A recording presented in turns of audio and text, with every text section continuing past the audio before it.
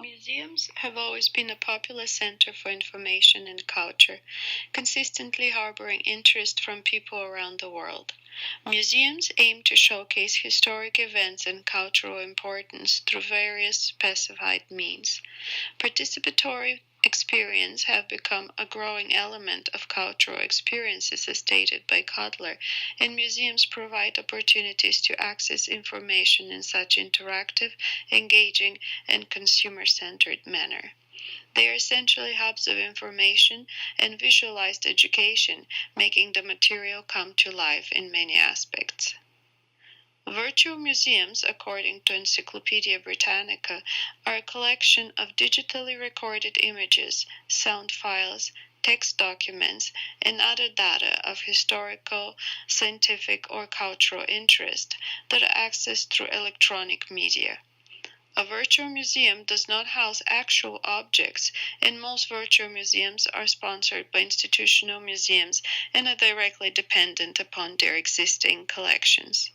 Virtual museums provide an invaluable, inexpensive, accessible, and convenient opportunity for customers who are not able to otherwise enjoy museum exhibits in person for various reasons such as distance, time, physical limitations, availability, affordability, etc.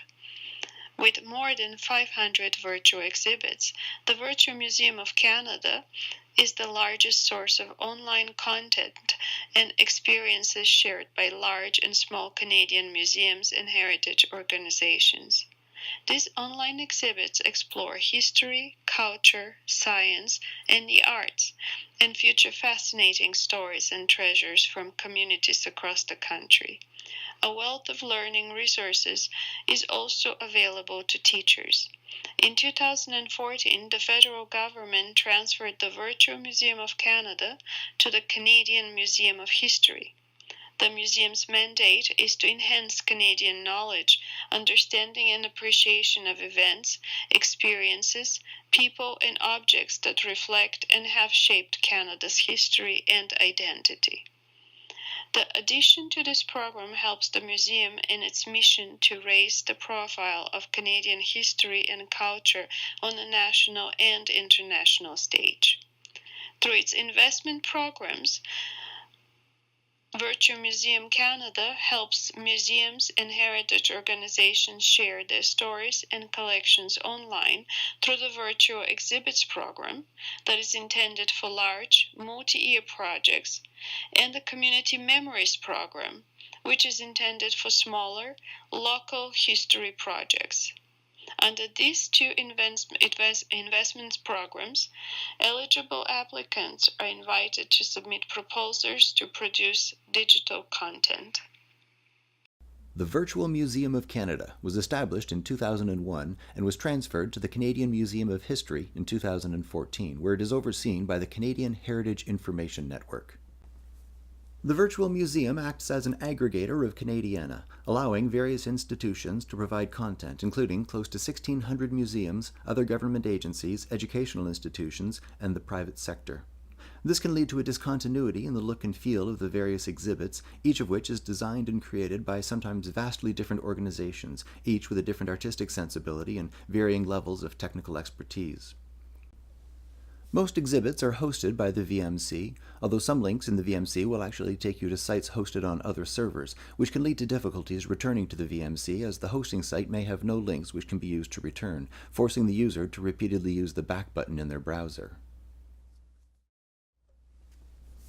Many of the exhibits don't make use of the latest internet technology, relying instead on older static designs that mimic a physical book or encyclopedia, with some still relying on Flash, making them unviewable on many phones and tablets, instead of using the latest HTML5 and Web 2.0 technologies, which would allow for a much more interactive experience.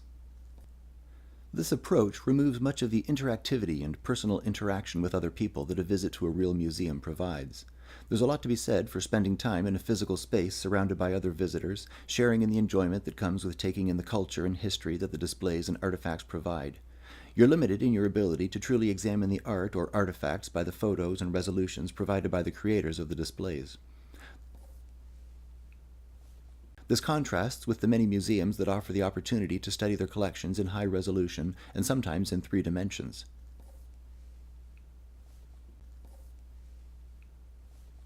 A good example is the online availability of high-resolution images of the collection at the Metropolitan Museum of Art, available on their website. An extra level of interactivity could be provided by a virtual presence via an avatar, as is currently offered by online communities like Second Life, where users can create their own spaces. Already used by several schools, it allows visitors to explore a virtual environment and interact with the content. Stanford University has created a virtual library that allows visitors to explore the exhibits to find the content they're looking for, with content linked to their library website. They can even join fellow students, who could be anywhere in the world, in the tea room for a face-to-face meeting. Museums can be created that offer not just exhibits, but educational lectures, and even an online gift shop. Upcoming virtual reality hardware and software will allow a whole new dimension of interactivity. While limited in their ability today, true virtual reality setups will allow visitors to not only see the artifacts in 3 dimensions, but to interact with them, picking them up and turning them around, to view them with a clarity that would be difficult to achieve even in a real museum while viewing the artifact in a display cabinet and behind glass.